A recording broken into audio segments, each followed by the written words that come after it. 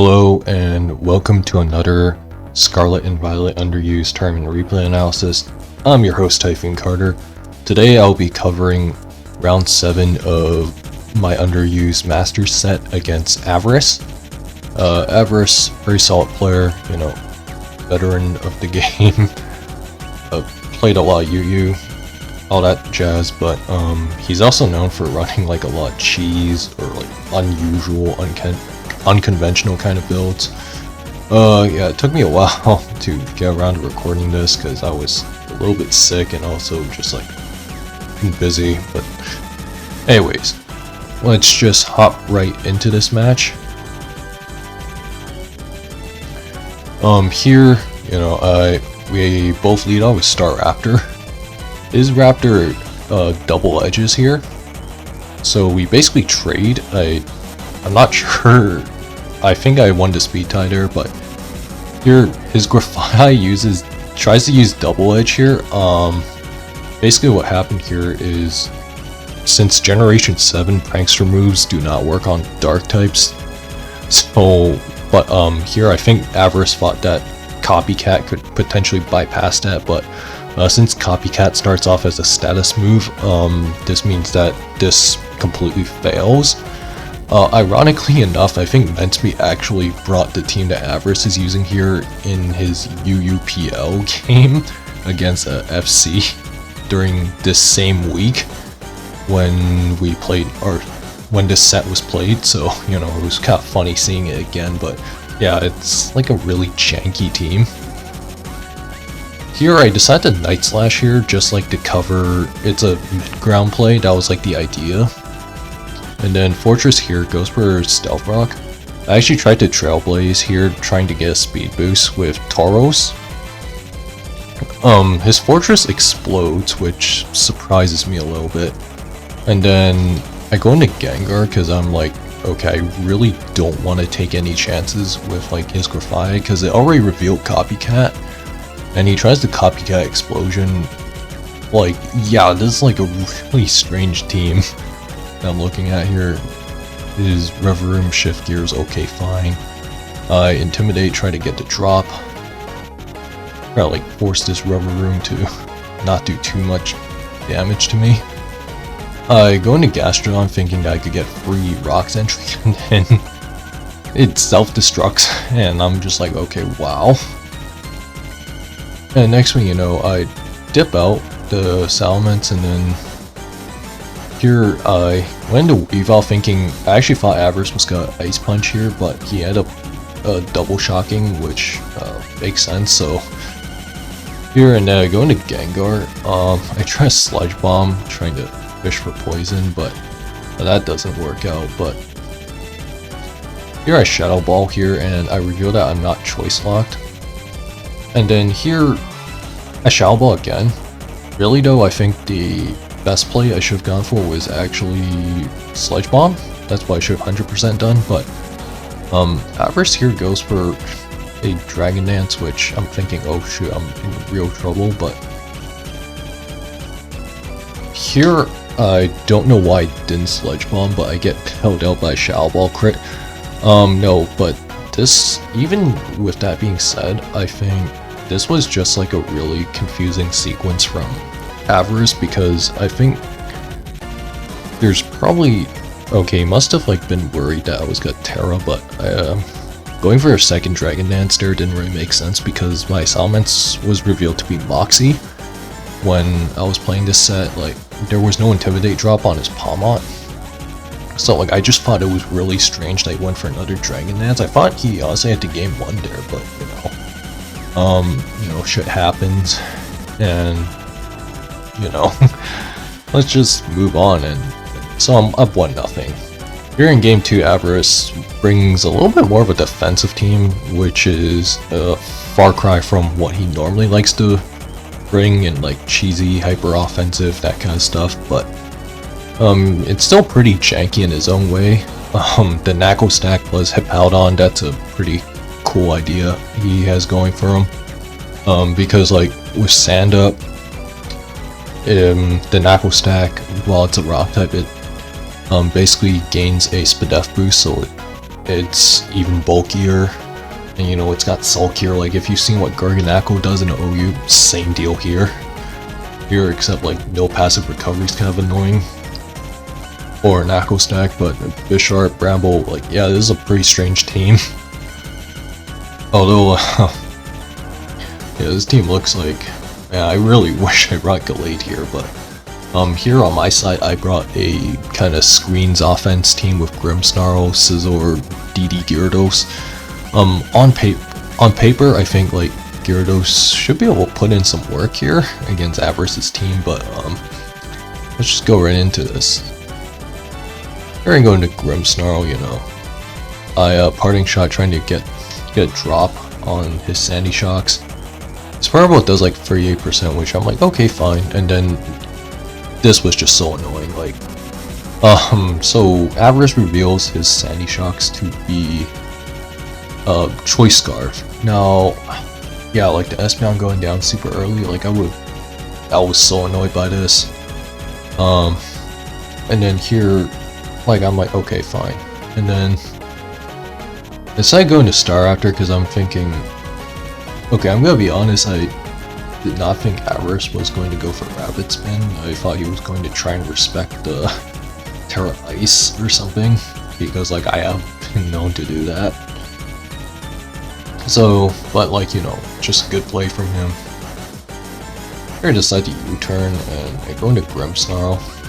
He Strength Saps me, which makes sense. I really should have gone for Brave Bird, but here, because like the sequence here, I was actually trying to read like a Hippowdon Nako stack cast switch, so that's why I U-turned, but Avarice made a great play like staying in.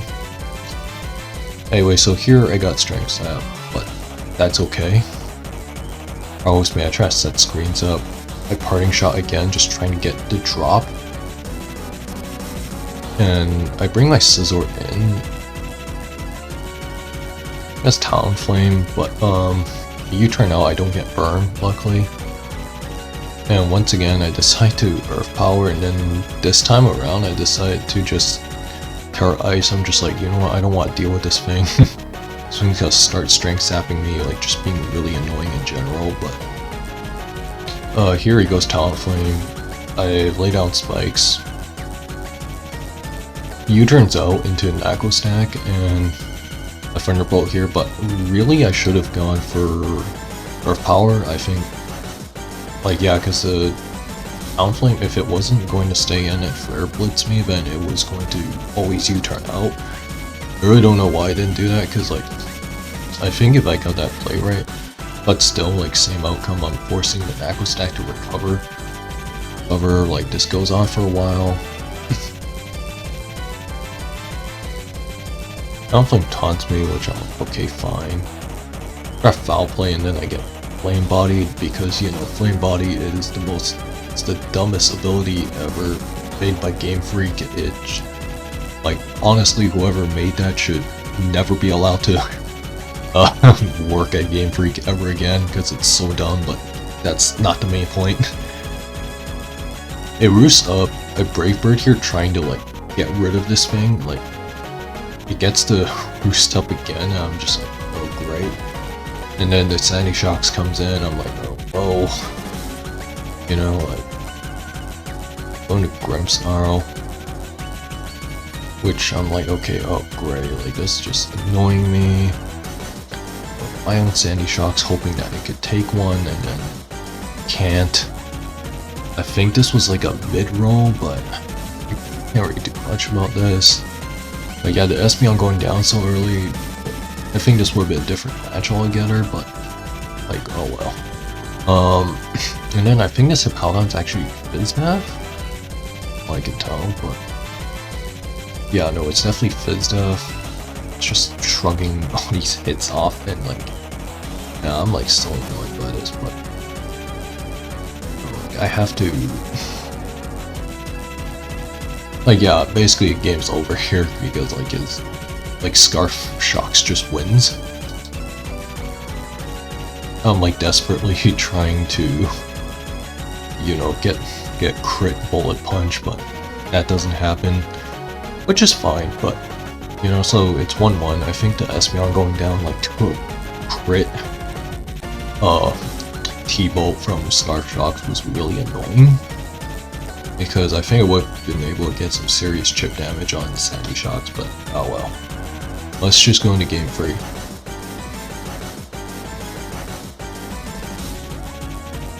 Alright, so we have game 3 here, and Avarice went to a more offensive team, except this time it's more like just general offense with 2 defensive backbones in Tinkaton and Quagsire. Quagsire can be pretty annoying, but here I brought Gallade.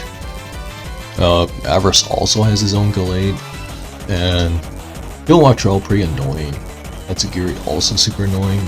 Same deal with Slitherwing, but his team actually looks really weak to Staraptor. Like, even though, yeah, because his main resists are Kilowattrel and Tinkaton as far as flying resists go, and they're like probably the fakest resists you can ever ask for. Or because like Tinkaton takes like 40 from like Brave Bird, like 35 to 40 from like just standard like Scarf Brave Bird, all that jazz. And like I think, yeah, like Kilowattrel also takes a lot too, but you know, I love this matchup going into this, and you know what, let's just go into the actual game. So here I lead Tinkaton, he leads Gallade. I decide to throw rocks out, and I actually try to get Play Rough off, but here I try to predict I was under the assumption that, oh, maybe it's Gallade's choice locked, but turns out it's probably like Muscle Band or something, because for Expert Belt, and then he gets me with a Psycho Cut, which is so annoying, but I disable him, and that's like super nice. Here, freest Earth Power ever. And I throw rocks out because I anticipated the switch out coming from his Tinkaton, because I knew, okay, no way it stays in, so rocks, very safe play. I go into Salamence here, get the attack drop, it just U-turns out, very safe play. Brings out his Kilowattrel. His Kilowattrel throws out Hurricane, which, like, okay, Kilowattrel only has like 105 special attack stat, which is the same as Mismagius, and like Mismagius is known for missing kills, and like, which is why it's never been in a higher tier. But you know, even with like a base 110 flying stab move against Salamence, like, yeah, Kilowattrel was just not really in a position to kill, and he kind of just throws his Kilowattrel away, which, to be honest, I think was a huge mistake on Avarice's part. I think he just got really greedy there, but also looking at this, it's like, what can you really do? Because, like, I think, like, if you go into a calc, like, even just standard DD, if this was DD Ments, like, he would have lost the game on the spot. Like, no matter, like, how you want to slice it, but it was special Ments, so he didn't lose on the spot. I go into Tinkaton here, and, you know, the Slitherwing close combats, whatever. And go into Staraptor pretty safely, and he goes into his Quagsire, which takes like 46, and it's like the fakest answer known to man. And then I just Brave Bird again, and like the Quagsire stood no chance, like 0 chance whatsoever.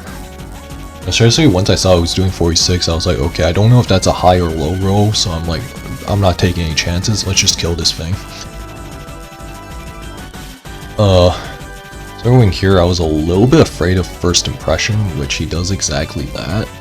And I was able to figure out that it was Choice Lock, so I decided to go for a safe play, T-Bolt. He goes Slitherwing again, and I'm like ready to accept that I'm gonna die anyways, and then he reveals to be Choice Scarf, which leaves a pretty juicy endgame for me.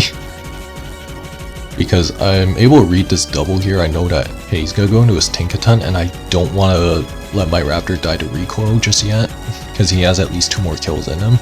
I'm able to Flamethrower pretty safely here, and his Tatsugiri.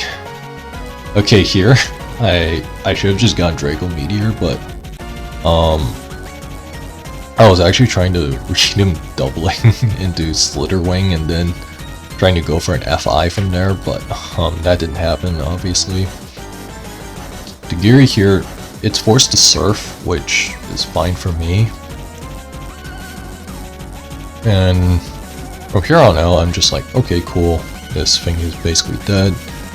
Avarice hadn't used his Terra at all, so I immediately dip out because I was like, okay, maybe this guy reveals to be like some random Terra and then has like a move that can kill both Gallade and Staraptor.